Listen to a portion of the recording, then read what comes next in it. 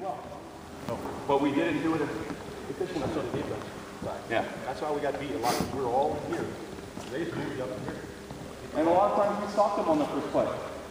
As soon as they miss the ball, though, they got somebody right here. Boom. And we're trying to bounce them out from the close side. And all we're doing is, okay, we're happy with a 7-footer. He's going to get it all day long. We'll get fouled. You get a guy that beats you and he gets on the inside, he pushes his ass underneath the ball right here. You're never allowed to get a guy to get in here, especially big on this. You push his ass. If you foul him, you foul him. You push his ass underneath. Don't let him get in this position. Keep them out of this area. It's not something we can take with that kind of height and size. This is designed to take away our opponent.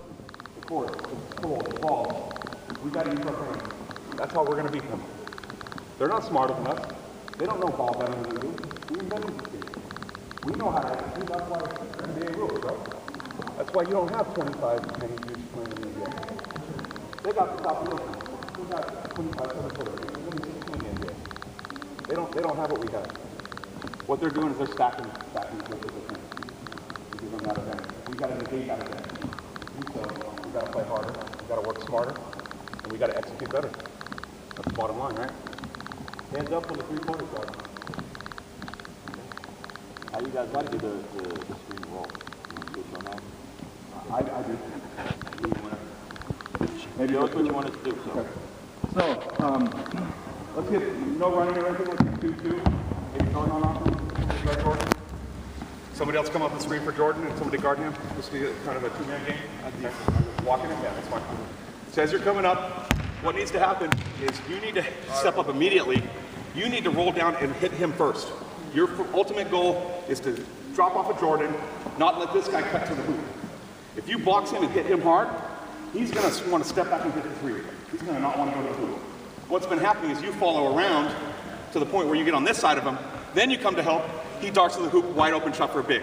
Nobody can help. We don't have enough size to sink over and help in time. So we need to either make a conscious effort of one of two things. Either you need to be right on his hip, and we need to communicate that in advance, right? And you need to follow him, and you need to let him drive to the hoop. You need to keep him sealed off, and then you don't have some help. Or you have to go all out head, completely switch. And you guys need to call it before they get up there. You got that guy, it's your responsibility. As you come and see him hitting, you need to see, is he a shooter? Is he a shooter? What scenario do I have? And you need to call it out early. Switch coming. You need to do it before that happens.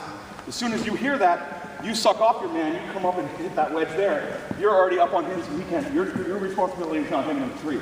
At that point in time, he can't cut to the hoop. He's only going to be able to suck out. He's already on him, they have no advantage. I'd rather switch. So, I do too. Okay. There is situations where you don't, and that's only if... like if the point guard and the big... Yeah. But the thing is too, when we switch, we can't get him to go to the middle because we kept getting beat to the middle. We have to jump out here, force them back. That's why he has to do that. He has to call the switch. The lower defender, not the on the ball. The off the ball defender has got to see that in advance, call the switch, and if we switch everything, great. But he has to rush out, and as soon as that wedge comes up, even Jordan with the ball, even when Jordan's right here, get right here, Jordan. I'm sorry, who's defender? Your offense, okay.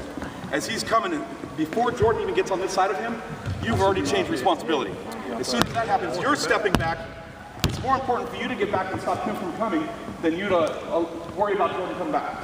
If he stops and comes back, you then have to revolve back. I think we got to jam that guy. That's the most important thing is one of the two guys defending has got to get him from cutting to the hoop. Because they're always going to screen with somebody 6'8", 6'10", or above. Right? We're talking early, we should be on that screen. Because we weren't talking that much on defense. We weren't. And we did a better job of it in the second half, but we didn't execute every single play. And we did, some plays we switched, some plays we didn't. So we need to execute. I don't care anymore. I don't care if Jordan has to guard a 7-footer on a switch. Because it's not much different than you having to guard a 7-footer. 2 inches, who cares? I mean, they're not power players. They had one power player, and he got maybe 2 buckets all game long. I ain't worried about that. I'm worried about our positioning, our execution is all we have to worry about. And if we do our job and do what we're talking about here, we're going to give ourselves the best chance of winning. And if we can execute on offense and score efficiently, we will compete or we will win. Right? Defensively, that's the biggest gap we've seen defensively. Proactively getting into your man, proactively finding where you got to hit. When a ball goes up in the air, you hit a man, you find a man, you get him boxed out. If they have a big and somebody doesn't have good position and there are other guys way out there, you need to come and help seal and do a two-man seal. We saw that a couple times on the footage where, I'm not going to name names, but we had a player here, guy on the three-point line wide open, guy drove to the hoop, got a shot up. Somebody was doing up, come up like you're the big man on the offense and he was sealing here. And this guy could have come up and double sealed him. He was more worried about the three-pointer on a rebound than he was about coming and helping the seal. This man kind of got to the inside and was able to get a rebound, didn't get a shot up, but started the offense back up again. Double seal if you have to, right? We 5 men all coming together as a team. We got to box out as a team. It's the only way we're going to compete with that kind of size. We have the athleticism, we can't use it here. So we have to use our brains. We have to use positioning as we're in this game right now. They beat us with positioning, they beat us with execution. The size doesn't really matter right now. Well, if we can't compete on those two fronts, we can't compete in this game. If we can compete on execution and on positioning and being in the right place and our efficiency up, we'll be able to utilize our athleticism to kick their ass. That's the bottom line. And when we start putting our motion on offense, getting our spacing properly, our drives to the hoop are going to result in like the first play that Matt had. When we have that good position on that first play, nobody can get to the rim, get and stop him before he can get to the rim. When we stopped having that position and we didn't have anybody out in the corner, they're sucking back so far, somebody drives to the hoop, the guy's able to suck so early you can't even get a floater up on him. You're not able to execute. Now you have to hit a guy and try to force it up, and which they call a foul for, which they weren't. But at least they were playing it both ways. Mike, second question. Yes. The screen away, double the guy coming up the top so we knock down the shot. They won't play that. Off the ball screen? Off the ball. Switching it early. Right? So On the screen away? Yep. So let's do a two-man off the ball and do it just a play where so I can see exactly what you're saying. I want to make sure I'm understanding right. Sometimes you get double. You had miscommunication. So, like this. Let's line up. Okay, where's the offense coming? Top man. Nope. Offense coming from like this way. Okay. So line up. Two guys here. Offense. Jimmy go offense and Trey go offense. Okay, Jimmy, Trey, offense. Defense, get up on your man. Yeah. Let's get a couple guys in here just to be up. I want to see exactly what you guys are talking about so we can adjust. Yeah. No, not the biggest one, but it's like a staggered double. Like right here, they came in and popped it 3-1 So time. Jimmy, go up and do your stagger. Go like this. Jordan, you're going to be running her off the screen. This one, yeah. This one. At this point in time, your job is to switch off. You switch off to him, you switch off. It's a double roll-off switch, right? The ball. It's coming over here. Doesn't matter. Hey, don't care where the ball is. Yeah, we don't care where the ball is at this point in time. But yeah, you're right. Whoever the last man on the side got the jump out. And basically these two guys from rolling. That's key. Yep. Don't let these guys roll. These guys, if they can't roll, the next step is they're going to actually try to step back and try to hit a three. Right? We've got to be up on that. We've got to make sure that we're when we do that, so we stop them.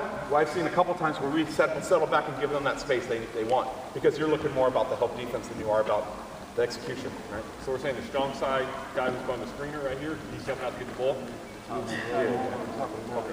So it's basically a switch no matter if it's two people, whoever is the closest to that side is going to have to switch off, rotate off, and what you do is you just call a double switch, something like that, so you just boom, boom, boom, you come out and hedge, and that's your responsibility, right, from that point on.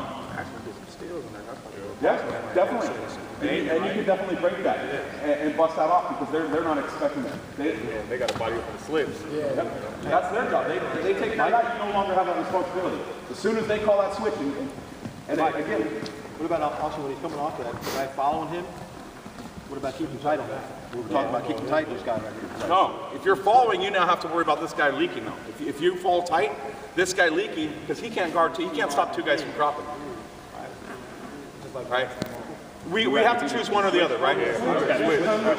I personally think from what I saw here, it would be better for us to switch. Let's just switch everything and jam. Switch everything and jam the guys. Yep. We got to talk early though. But be prepared, be ready, know that everything is going to be a switch. Got to be talking about it, right? When I first started calling that out and we started executing the first few times we did that, we did it flawlessly and we stopped them. That was our best run right there, where we were down by 20-something, we got down by 8. That was the first time, that was right when we switched and said, switch everything. As soon as their offense stagnated, they go, okay, what are we doing? And what happened is we didn't stick to that. We then went and switched every other play. Some plays we didn't switch, some plays we did, and the plays we didn't switch, they took advantage of it, and we weren't communicating properly as a team. And that's something that's why we're here today talking about this now, to make sure that we are all on the same page, so we execute more efficiently, and we take advantage of that a little bit better. All right? So offensively, other things that we were talking about earlier. What else did we want to switch the offense first, and we'll switch to the D? Offense-wise, guys, it's just, we know how to run the offense, just to get the spots. We scored at ease. Once everybody was in their spot, we were scoring at ease. So let's just get enough spots and, get the rotation going.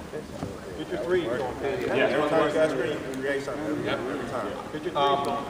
I know it's cold. I know you guys didn't feel real comfortable shooting with it being this cold, but you guys got to shoot.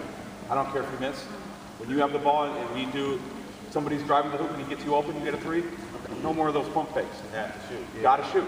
Hit that freaking three. If you miss, regardless, they're going to be out there and coming out on you the next time. 2 or 3 shots, that opens up your drive, right? Don't try to drive when we're stalling the ball. You have the ball for 3-4 seconds. You're standing right here. We saw it a lot. Yeah, I can take my man. I'm going to get ready. I'm getting ready. And then you drive. Their defense is in position to handle that. That's not going to work. You only drive after we rotate the ball and get the defense moving out of position.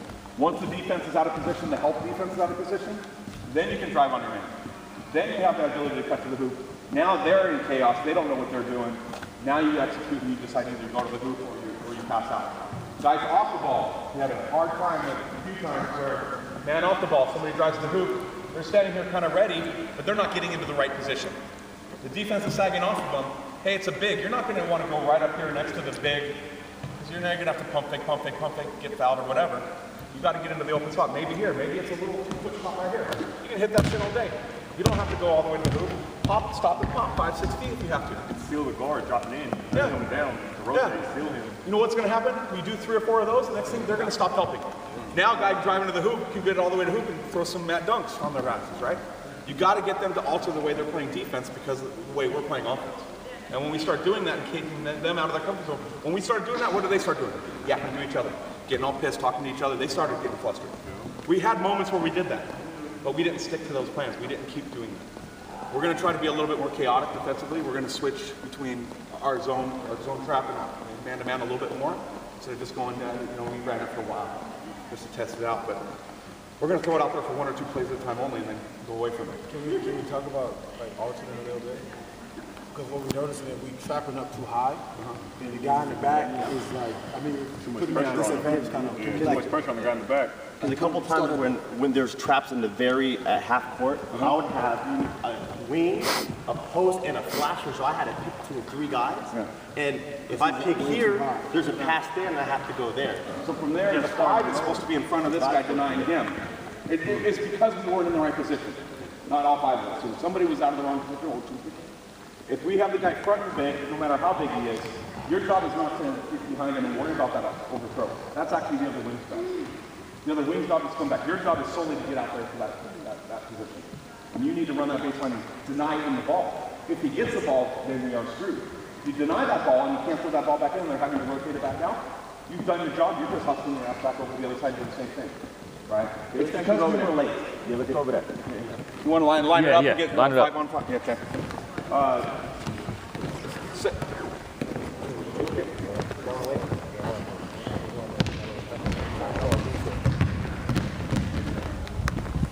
Line it up, get 5 offense, 5 defense, just to 5 offense.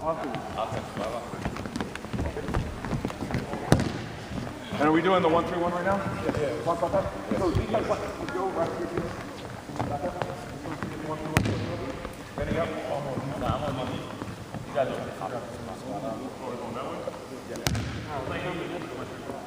Offense, get up over here. Like transition, like we did yesterday. Everybody else, let's come over here because we got it.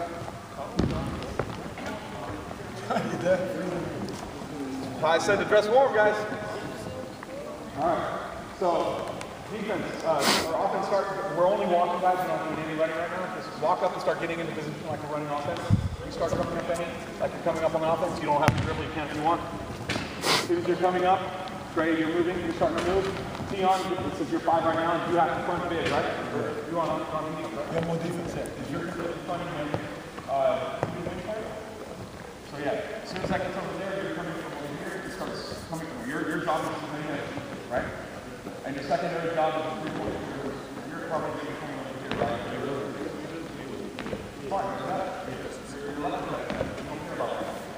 You're only caring about not allowing you as the wing defender. So keep going, Benny. As you got into the trap, what was happening is you were coming late because you were worried too much about these guys, right? Well, because I said there was like, I had a